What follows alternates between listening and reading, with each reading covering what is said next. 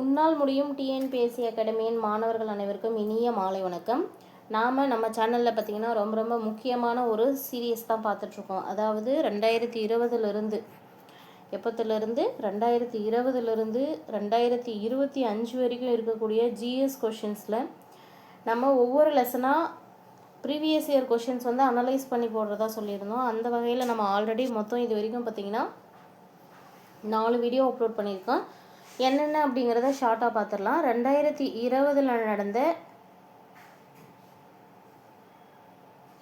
3 தேர்வுகளுடைய சரியா 2020 நடந்த 3 தேர்வுகளில் கேட்கப்பட்ட எக்கனாமிக் கொஷின்ஸ் ஒரு வீடியோவில் பார்த்தோம். 2021 பார்த்திங்கன்னா 7 எக்ஸாம்ஸ் நடந்திருந்தது. ஸோ அதனால் இது வந்து செகண்ட் வீடியோ அண்ட் தேர்ட் வீடியோவில் பார்த்துருந்தோம், 2ஆக பிரித்து. அண்ட் தென் ஃபோர்த் வீடியோவில் என்ன பார்த்தோம் அப்படின்னு பார்த்தீங்கன்னா 2022 நடந்த 3, 4, 5 கொஷின் பேப்பர் வரைக்கும் பார்த்தாச்சு. 2022 மட்டும் எத்தனை கொஷின்ஸ் இருந்ததாக போட்டிருந்தோம் அப்படின்னு பார்த்தீங்கன்னா 22 கேள்வி. அந்த 22 கேள்வியில் நம்ம 5ஆவது கொஷின் வரைக்கும் முடிச்சிருக்கோம், நேற்றைய வீடியோ வரைக்கும். அந்த வீடியோ எல்லாமே நம்ம சேனலில் பிளேலிஸ்ட்டில் தான் போட்டு வச்சுருக்கேன். இந்திய பொருளாதாரம் வினாக்கள் அப்படின்னு சொல்லிட்டு 2020 to 25 அப்படிங்கிற பிளேலிஸ்ட்டில் இருக்கும். அதை பார்க்காதவங்க ஒரு டைம் பார்த்துக்கோங்க. ஸோ புதுசாக எக்ஸாம் ப்ரிப்பேர் பண்ணுறவங்களா இருந்தாலும் சரி, ஆல்ரெடி எக்ஸாமுக்கு படிச்சுக்கிட்டே இருக்கிறவங்களா இருந்தாலும் சரி, எக்ஸாமுக்கு எல்லாமே படித்து முடிச்சுட்டு ரிவிஷன் பண்ணுறேன் அப்படின்றவங்களா இருந்தாலும் சரி, நம்ம வீடியோஸ் ரொம்ப யூஸ்ஃபுல்லாக இருக்கும். ஸோ வீடியோவை ஃபஸ்ட்லேருந்து லாஸ்ட் வரைக்கும் ஸ்கிப் பண்ணாமல் பாருங்கள். இந்த வீடியோவில் நம்ம என்ன பார்க்க போகிறோம் அப்படின்னா 2022 நடத்தப்பட்ட அந்த 5 தேர்வுகளுக்கு பிறகு இருக்கும் இல்லையா, 6வது கேள்வி எண் மற்றும் 7வது வினாத்தாள்.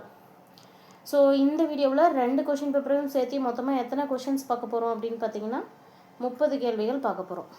1 by 1 பார்க்கலாம். ஃபஸ்ட்டு கேள்வி. ஸோ நாம் ஏற்கனவே அப்லோட் பண்ணியிருக்க ஒரு முக்கியமான விஷயம் சொல்ல மறந்துட்டேன். ஏற்கனவே அப்லோட் பண்ணியிருக்கிற இந்த 4 வீடியோவை நல்லா தெளிவாக பார்த்துட்டு வந்துடுங்க. அந்த 4 வீடியோவிலேருந்தே கொஷின்ஸ் வந்து அதே டாப்பிக்லேருந்து எப்படிலாம் கொஷின்ஸ் வந்து கொஞ்சம் மாடிஃபை பண்ணி கேட்டிருக்காங்க அப்படிங்கிறது உங்களுக்கு தெரிஞ்ச கொஷின்ஸ்லாம். இந்த கொஷின்ஸ் எல்லாம் 4 வீடியோலுமே வந்திருக்கு. இந்த டாப்பிக்லேருந்து எல்லா கொஷின்ஸ்லையுமே கொஷின் பேப்பர்லையுமே கொஷின் கேட்டிருக்காங்க அப்படிங்கிறது உங்களால் அனலைஸ் பண்ண முடிஞ்சதுன்னா பார்த்து கமெண்ட் பண்ணுங்கள், சரியா? இன்றைக்கி ஃபஸ்ட் கொஷின் போயிடலாம்.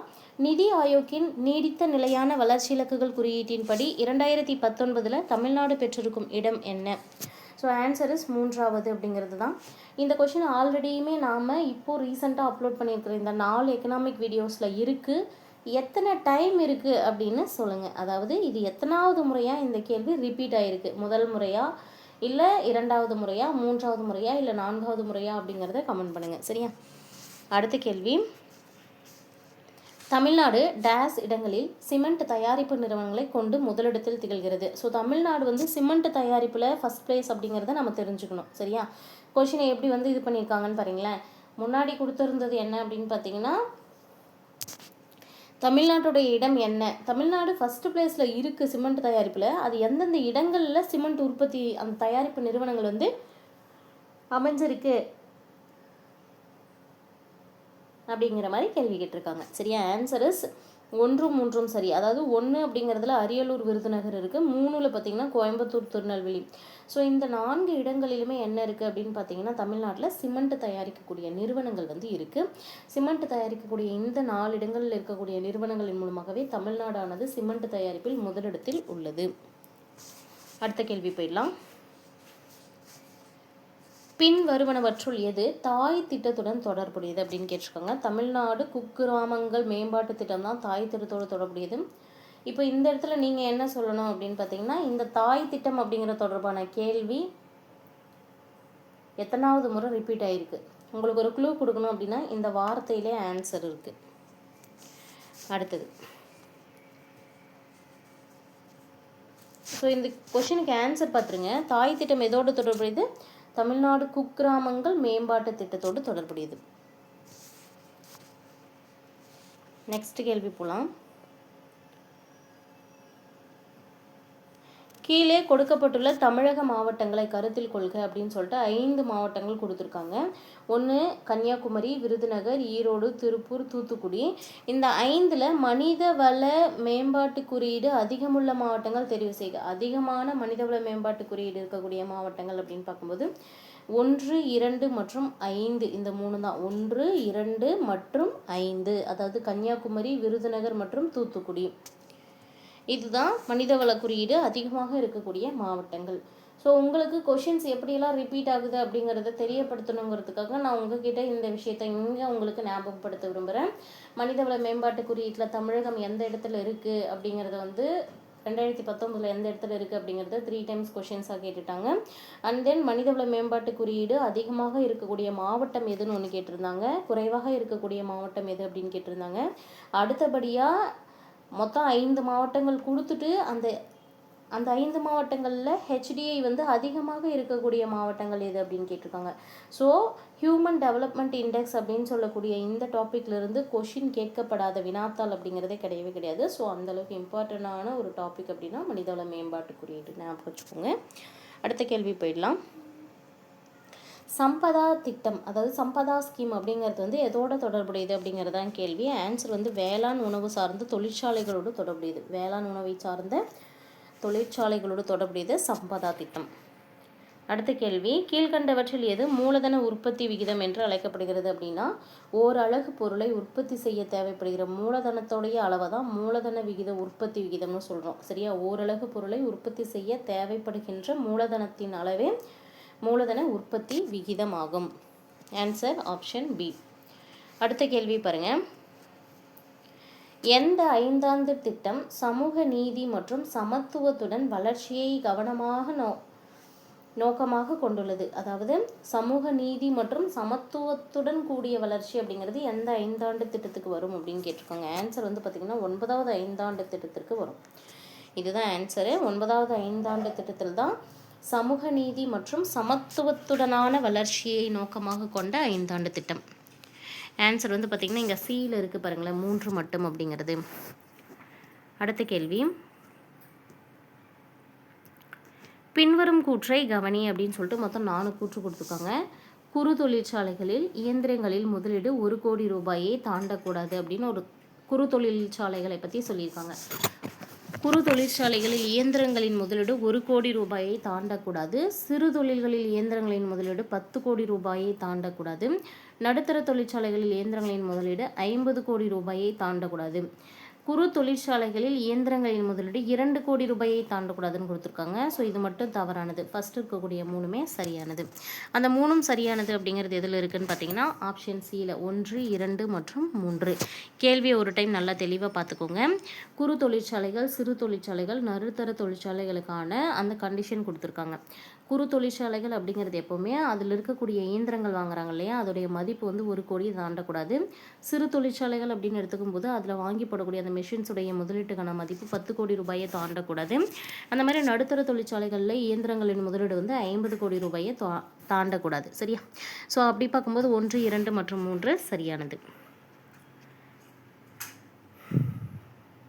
இது வந்து கொஷின் ரிப்பீட் ஆகிருக்கு இந்த இடத்துல. அடுத்த கேள்வி போயிடலாம். வறுமை ஒழிப்பு திட்டங்கள் ஏன் குறுகிய அளவில் மட்டுமே வெற்றி பெற்றன? அதாவது வறுமை ஒழிப்பு திட்டங்கள் அதிக அளவில் வெற்றி பெறாமல் குறுகிய அளவில் தான் வெற்றி பெற்றிருக்கோம். அதுக்கான ரீசன் என்ன அப்படின்னு கேட்டிருக்காங்க. பாருங்கள், வேலைவாய்ப்பு திட்டங்களில் இருக்கக்கூடிய குறைபாடு, உள்ளார்ந்த அடிப்படை வசதிகள் இருக்கக்கூடிய குறைபாடு, திட்டங்களின் நிர்வாகத்தில் ஏற்படக்கூடிய தொய்வு, இது எல்லாமே சேர்ந்து தான் வறுமை ஒழிப்பு திட்டங்களை வந்து வெற்றி அடைவிடாமல் செய்தன. அதாவது வேலைவாய்ப்பு திட்டங்களில் குறைபாடு இருக்குது, உள்ளார்ந்த அடிப்படை குறைபாடுகள் நிறைய இருக்குது, திட்டப்பணிகளுடைய நிர்வாகத்தில் வந்து தொய்வு ஏற்படுது இல்லையா, இது எல்லாமே. அடுத்த கேள்வி போயிடலாம். 2005 தொடங்கப்பட்ட அணுகக்கூடிய மலிவு, பொறுப்பு மற்றும் பயனுள்ள நம்பகமான ஆரம்ப சுகாதார வசதிகளை குறிப்பாக மக்கள் தொகையில் ஏழை மற்றும் பாதிக்கப்படக்கூடிய பகுதிகளுக்கு வழங்குவதற்கான திட்டம் தான் தேசிய கிராமப்புற சுகாதார பணி திட்டம். தேசிய கிராமப்புற சுகாதார பணி திட்டம் அப்படிங்கிற திட்டம் எப்போ தொடங்கப்பட்டதுன்னு ஞாபகம் வச்சுக்கோங்க. 2006 தொடங்கப்பட்டது. அடுத்த கேள்வி போயிடலாம்.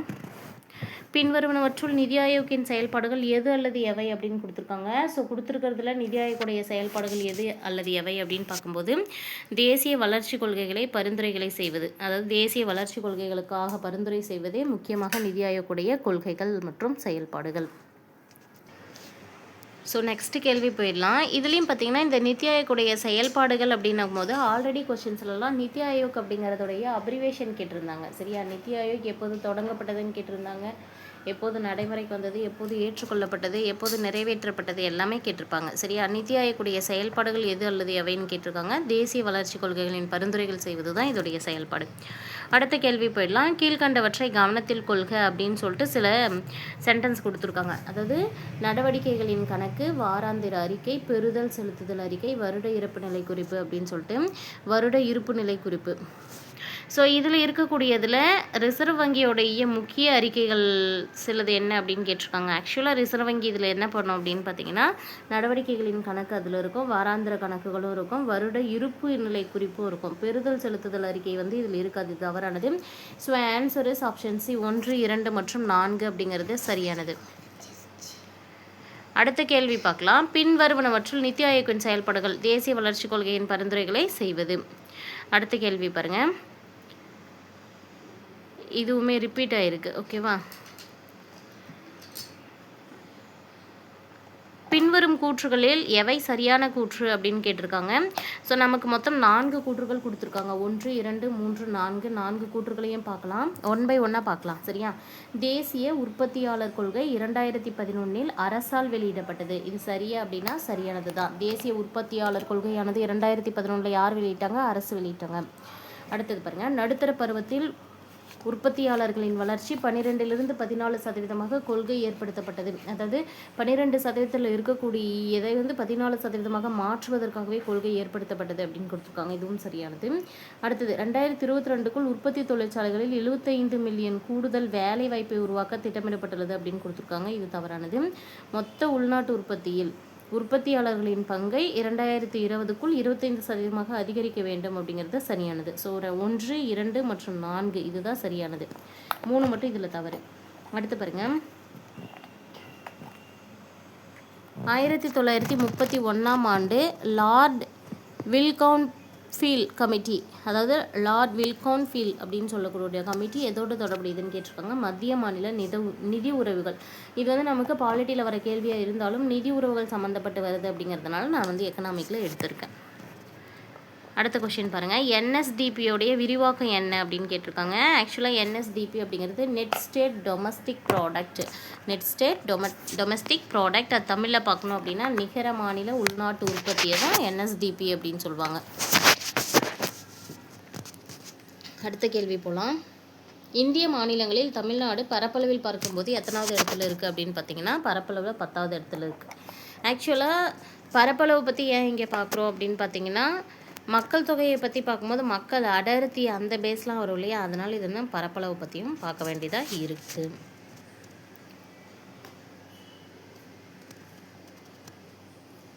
ஸோ அடுத்த கேள்வி போயிடலாம். தமிழ்நாடு சிறு தொழில்கள் வளர்ச்சி கழகம், அதாவது டான்சிட்கோ அப்படின்னு சொல்லுவாங்க, அது எந்த ஆண்டு தொடங்கப்படுதுன்னு கேட்குறாங்க. Answer is 1970. தமிழ்நாடு சிறு தொழில்கள் வளர்ச்சி கழகம் துவங்கப்பட்ட ஆண்டு 1970. தமிழ்நாடு சிறு தொழில்கள் வளர்ச்சி கழகம், அதாவது டான்சிட்கோன்னு சொல்கிறோம் இல்லையா, அது துவங்கப்பட்ட ஆண்டு 1970. அடுத்த கேள்வி பாருங்க, இந்தியாவில் தொடங்கப்பட்ட நில சீர்திருத்தத்தில் பகுதியாக பின்வருவன சேர்க்கப்பட்டது. அதாவது இந்தியாவில் நில சீர்திருத்தம் துவங்கப்பட்டது இல்லையா, அதோடைய பகுதியாக சேர்க்கப்பட்டவை எதுன்னு கேட்குறாங்க. நில சீர்திருத்தம் வந்ததுக்கான முக்கியமான காரணம் வந்து இடைத்தரகர்கள் ஒழிக்கப்படணும், குத்தகைகள் சீர்திருத்தப்படணும், விவசாயங்கள் மறுசீரமைக்கப்படணும். இது எல்லாமே வரும் மேலே உள்ள அனைத்தும். அதாவது இடைத்தரகர்களை ஒழிக்கணும், குத்தகைகளை சீர்திருத்தணும், விவசாய மறுசீரமைப்பு செய்யப்படணும். இதுதான். அடுத்த கேள்வி பாருங்க, கீழ்கண்ட நிதி கொள்கையுடைய நோக்கம் அல்லது நோக்கங்கள், அதாவது நமக்கு நிதி கொள்கையுடைய நோக்கங்கள் அப்படின்னு சொல்லிட்டு மொத்தம் 4 கொடுத்துருக்காங்க. அதில் எது வந்து சரியானது அப்படின்னு கேட்டிருக்காங்க. சரியா? பொருளாதார வளர்ச்சி செயல்திறனை மேம்படுத்துதல். நிதி கொள்கையுடைய முக்கியமான நோக்கம் பொருளாதார வளர்ச்சியுடைய செயல்திறனை மேம்படுத்துதல், மக்களுக்கு சமூக நீதியை உறுதி செய்தல். இந்த முழு வேலைவாய்ப்பு மற்றும் நிலையான மாற்று வீதம் அப்படிங்கிறது இதில் இல்லை. சரியா? அதோடைய நோக்கத்தில் வராது. பொருளாதார வளர்ச்சி செயல்திறனை மேம்படுத்துவதும் மக்களுக்கு சமூக நீதியை உறுதி செய்வதும் இதோடைய இலக்கில் வரும். அடுத்த கேள்விக்கு போயிடலாம். மனித வளர்ச்சி குறியீடானது டேஸ் அடிப்படையாக கொண்டது. இது பார்த்திங்கன்னா எத்தனாவது டைம் ரிப்பீட் ஆகுது அப்படிங்கிறத நீங்கள் தான் சொல்லணும்.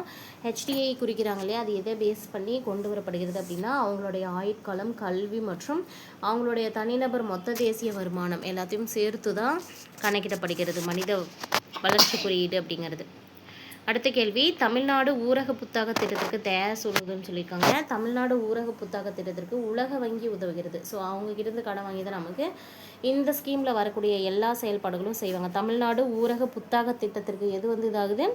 உலக வங்கி நமக்கு உதவி செய்யுது, கடன் உதவி செய்யுது அப்படின்னு நம்ம சொல்லலாம். அடுத்தது மேட்ச் ஷீட் கொடுத்துருக்காங்க பாருங்கள். பொருத்தமானவற்றை இணையிடுக அப்படின்னு சொல்லிட்டாங்க. கிசான் சூரியோதய யோஜனா எதுக்கு வரும் அப்படின்னா மின்சாரத்திற்கு. ஸோ மின்சாரத்திற்கு கிசான் சூரியோதய யோஜனா. பிரதான் மந்திரி கிசான் சம்மான் நிதி யோஜனா அப்படிங்கிறது எதுக்கு வரும் அப்படின்னு பார்த்தீங்கன்னா பயிர்க்கடன்களுக்கு. சாகர் கேது சர்வாங்கி கல்யாண் யோஜனா 2 அப்படிங்கிறது வந்து மீனவர்களுடைய நலன்களுக்காக. ஷார்ட் யோஜனா அப்படின்னு சொல்லக்கூடியது வந்து பார்த்திங்கன்னா மாணவர்களுடைய நலனுக்கானது. ஸோ ஆன்சர் வந்து பார்த்திங்கன்னா ஆப்ஷன் சி. நெக்ஸ்ட் கேள்வி போயிடலாம். பின்வருவனவற்றுள் எது நிதி கொள்கையோட கருவி கிடையாதுன்னு கேட்டிருக்காங்க. வங்கி விகிதம் வந்து நிதி கொள்கையோட கருவியில் வராது. மற்றவை எல்லாமே நிதி கொள்கையோடைய கருவிகளாக கருதப்படுகிறது. வரவு செலவு திட்டம், வரி மற்றும் பொதுக்கடன், இது மூன்றுமே. இது இல்லாமல் இன்னும் நிறைய இருக்குது, இது மூணும் ரொம்ப முக்கியமானது. அடுத்த கேள்விக்கு போகலாம். டேஸ் குழு வறுமை கோடு பற்றிய கருத்தை மறு ஆய்வு செய்ய அமைக்கப்பட்டது. அதாவது வறுமை கோட்டுக்கு கீழே யார் இருக்காங்க, வறுமை கோட்டை தாண்டி யார் இருக்காங்க அப்படிங்கிறதெல்லாம் ஆய்வு செய்வதற்காக ஒருத்தருடைய தலைமையில் மறு ஆய்வு குழு அமைக்கப்பட்டது. யாருன்னு பார்த்தீங்கன்னா சுரேஷ் டெண்டுல்கர் குழு. யார் ஆன்சரு? சுரேஷ் டெண்டுல்கர் குழு. அடுத்த கேள்வி, பின்வரும் வரிகளில் எது மத்திய அரசால் விதிக்கப்பட்டு மாநில அரசால் வசூலிக்கப்படுகிறதுன்னு கேட்டிருக்காங்க. இதுக்கு வந்து பார்த்திங்கன்னா நாம் ஆன்சர் டி தான் எடுத்துக்க போகிறோம். டியில் என்னென்ன இருக்குது அப்படின்னு பார்த்தீங்கன்னா 2 மற்றும் 3 அப்படிங்கிறது தான் சரியானது. ஸோ 2, 3ல் என்னென்ன இருக்குது அப்படின்னு பார்த்தீங்கன்னா முத்திரை வரியும் மருத்துவம் மற்றும் கழிப்பறை பொருட்கள் மீதான கலால் வரியும். இதுக்காக தான் பார்த்திங்கன்னா மத்திய அரசால் வரி விதிக்கப்படுகிறது, மாநில அரசால் வசூலிக்கப்படுகிறது. அடுத்த கேள்வி பாருங்கள். ஆல்ரெடி கேட்ட ரிப்பீட் கேள்வி தான். நித்தி ஆயோக் எப்போது அமைக்கப்பட்டது? ஜனவரி 1, 2015. நித்தி ஆயோக் எப்போது அமைக்கப்பட்டது? ஜனவரி 1, 2015. அடுத்த கேள்வி, இந்திய பொருளாதாரத்திற்கு டேஸ் துறை அதிக வருமானம் வழங்குகிறது அப்படின்னாக்கல 3ஆம் நிலைத்துறை, அதாவது சேவைத்துறை தான் அதிகமான வருமானம் வழங்கக்கூடியதாக இருக்குது. ஸோ இந்த கொஷினோட இந்த வீடியோ முடிஞ்சிருச்சு. இது வரைக்குமே பார்த்திங்கன்னா நம்ம கிட்டத்தட்ட 25 to 30 கொஷின்ஸ் நம்ம பார்த்துருக்கோம் இந்த வீடியோவில் மட்டும். சரியா? இந்த வீடியோ உங்களுக்கு யூஸ்ஃபுல்லாக இருந்தால் ஃப்ரெண்ட்ஸ்க்கு ஷேர் பண்ணுங்கள். முடிஞ்ச வரைக்கும் நம்ம சேனலோடைய லிங்க்கையும் ஃப்ரெண்ட்ஸுக்கு ஷேர் பண்ணுங்கள். இப்போ தான் நம்ம சேனலை ஃபஸ்ட் டைம் பார்க்குறீங்க அப்படின்னா சேனலை சப்ஸ்கிரைப் பண்ணிக்கோங்க. பக்கத்தில் இருக்கிற பெல் ஐக்கனை கிளிக் பண்ணி ஆல்னு செட் பண்ணி வச்சுக்கோங்க. நெக்ஸ்ட் வீடியோவில் இதே மாதிரி எக்கனாமிக்கில் இப்போ 7 கொஷின்ஸ் கம்ப்ளீட் பண்ணியிருக்கோம் அப்படின்னா 8, 9, 10, அதாவது நாளைக்கு ஈவினிங் போடக்கூடிய வீடியோவில் 10வது கொஷின் பேப்பர் வரைக்கும் நம்ம பார்த்து முடிக்கிற மாதிரி உங்களுக்கு நான் அப்லோட் பண்ணித்தரேன். ஓகேவா? தேங்க்யூ.